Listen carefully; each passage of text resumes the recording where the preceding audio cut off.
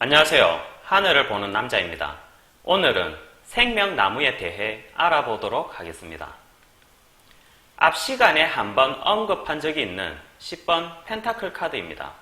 모든 결과의 완성과 새로운 시작을 뜻하는 카드이며 세피로트 나무의 근본이 되기도 합니다.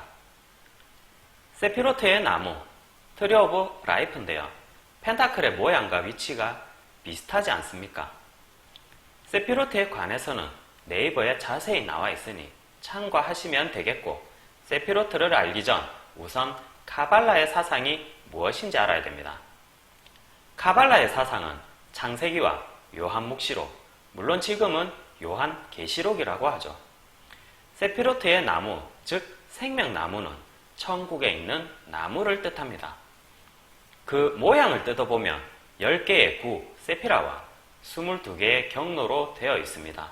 그래서 마이너 카드는 1번부터 10번까지, 메이저 카드는 0번부터 21번까지 존재하게 되는 것이죠. 지구를 구성하는 최소한의 요건은 바람, 물, 불, 땅만 있으면 됩니다. 인간은 현재 말쿠드라는 10번 세계에 존재하게 되는데요. 역으로 하나씩 깨달아감으로써 1번 영역인 케테르까지 도달하게 됩니다. 이것은 신의 영역이며 자연의 질서를 보는 눈, 즉 통찰력이 생기는 과정이기도 하죠. 일반인이기는 하나 많이 깨달은 사람일수록 타로를 보는 눈이 정확하고 익숙하며 눈에 보이지 않는 감각, 6번째 감각인 영감이 발달하게 됩니다. 불교에서는 해안, 심안 혹은 선견지명이라고 하죠. 앞을 내다보는 능력은 다양하게 발달합니다. 시각, 후각, 미각, 촉각, 청각의 오감에 발달하게 되는데요. 특히 하나가 발달하게 되면 환청, 환상, 예지몽, 예지력, 투시력 등 다음 단계의 감각이 깨어나게 되죠. 이것이 6번째 감각 중 일부분인 영감의 발달입니다.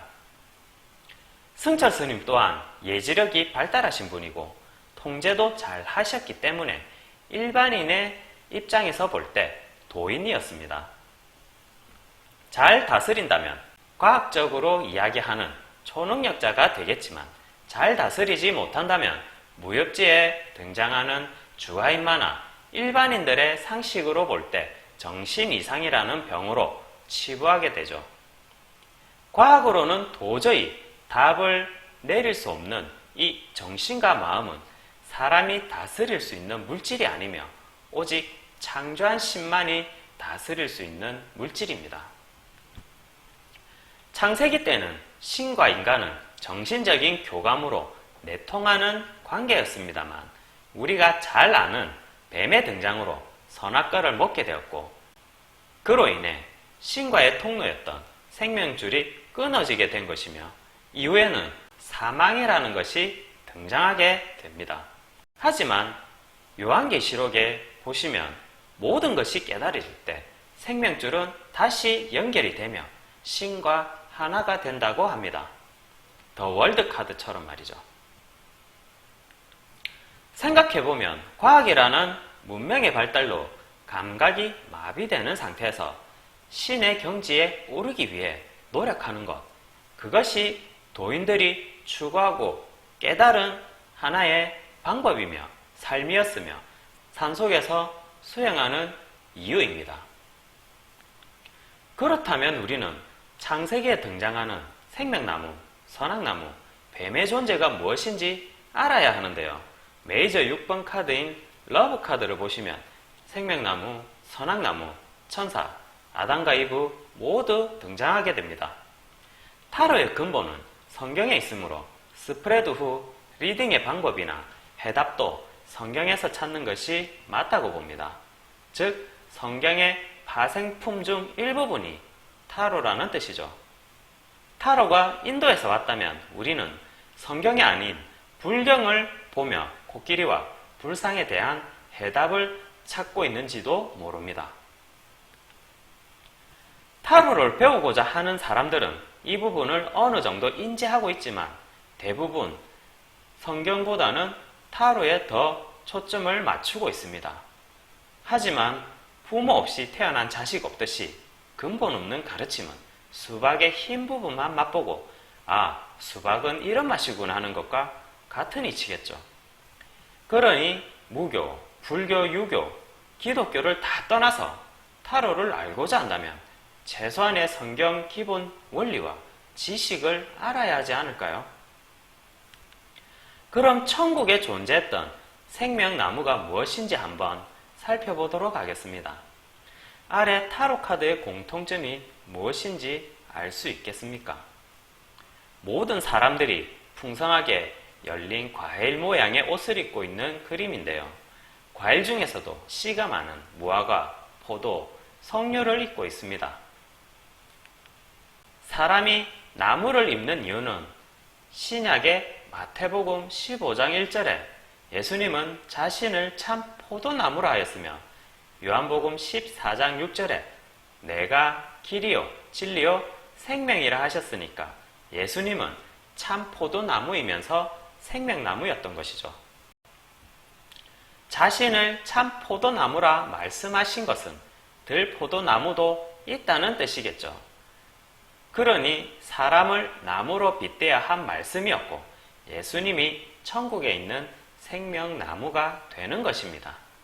그럼 선악나무는 무엇일까요? 구약 성경인 신명기 32장에 보시면 소돔과 고모라에 대한 포도나무가 나옵니다.